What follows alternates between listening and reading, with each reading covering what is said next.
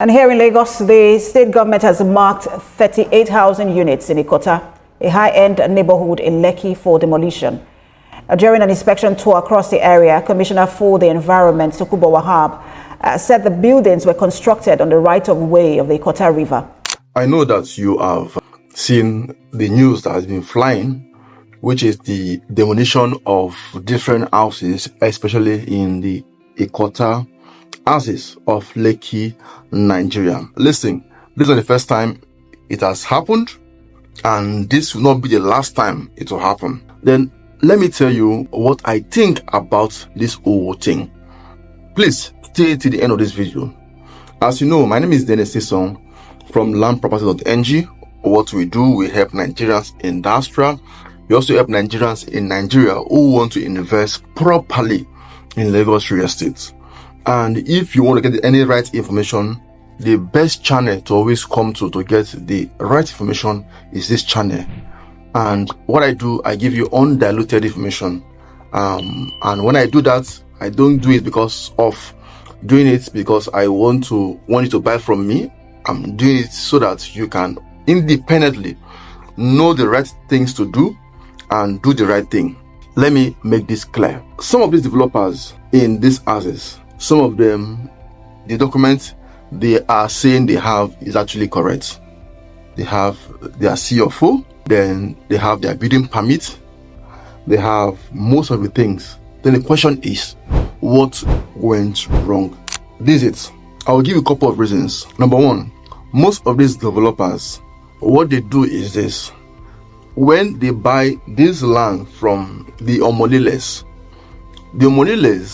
sell to them, let's say they sell to them 1,000 square meter. Then from the land itself, the land the Omolile have is usually might be maybe 800 square meter.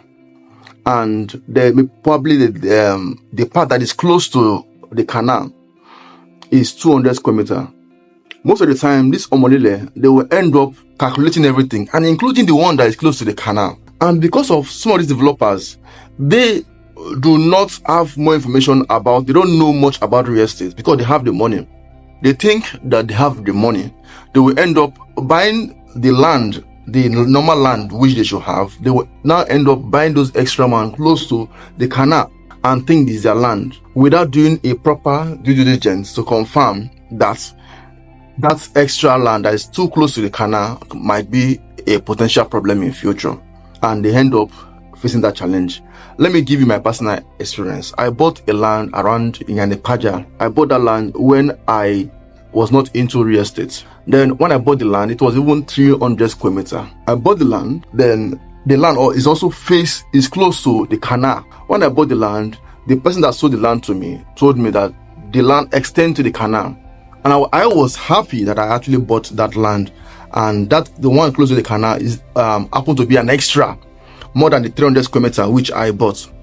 But to burst a bubble, when I now venture, I've not built on the land till now, but when I now venture to real estate, and I discovered that that land, I cannot really utilize that one that is close to the canal. I got to realize it after I've I entered into real estate. So, and now, if I want to build in that land now, with my current knowledge now, I dare not start building from the canal part. I have to start building from this other side and leave enough space, because I am very, very sure that in future, that canal will be expanded. And when it's expanded, if my house is close to that canal, there's no how it will not be demolished. There's no how. So I'm aware.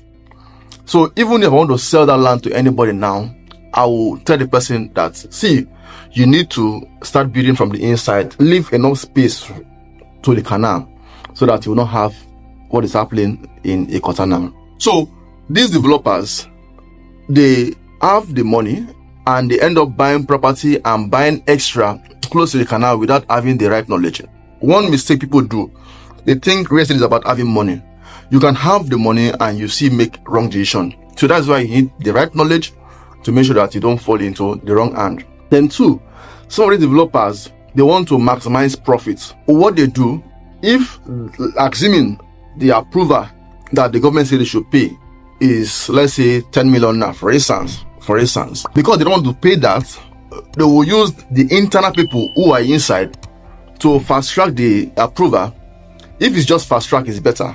But these internal people will still go ahead and still give them the approval without it going through the normal process at a cheaper price. And when you see that they have approval, you see the number and everything. But reality is not from the right source. These are things that happen in the industry. And that is why when it comes to developers, you have to look at developers who are here to make quick money and developers who are here to stay. If you observe, I promote some companies like Amen Estate, the company that owns Amen Estate, that is Red Brick. I promote them a lot. And why? Because these are companies that are here to stay. I promote companies like Xylos because these are companies that are here to stay.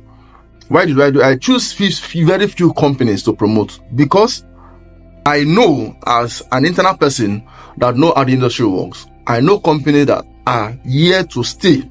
I know companies that want to make quick money. So that you don't fall into the wrong hands, I will recommend that before you go ahead and even buy any property, whether land, house, or anything, try to seek advice from people who are in the business, because there are some information that we cannot share in the public, not because of we don't want to share it, but just because of we don't have the strength to fight a law case and the rest. Assuming we have the strength like Very Dark Man or there's this popular guy that I've been talking about real estate, Scott, I think Scott, yes. Assuming you have the kind of strength, we can come here and be saying it, but there's some information that we cannot say in public. But when you come to us privately, we can tell you, okay, see this company you want to buy from, please don't buy from them.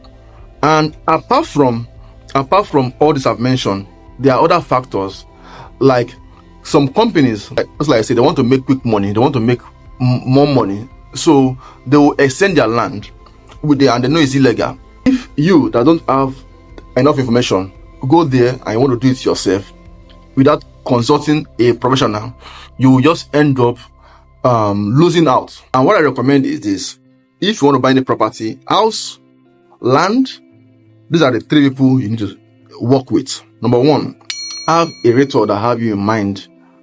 Number two, have a property lawyer that have you in mind. Note, not all lawyers have experience when it comes to land. Number three, have a surveyor, a registered surveyor. These three people will save you that demolition which you might face. And for those who are in diaspora, I would strongly recommend that don't buy land without a realtor. I would strongly recommend don't buy a house without a realtor. Why? Because you're not here. That's why I said have a realtor that have you in mind. Some realtors are desperate to collect your information from the old deal. This type of realtor, avoid them. And what are the questions you should ask a realtor to know that they have you in mind? You know, we all have intuition, and when you talk to people and you ask them some basic questions, and if question like this, if you are in my shoe, what will you have done? You know, these are questions that some of my clients ask me. Say, if you are in my shoe, which of this property will you go for?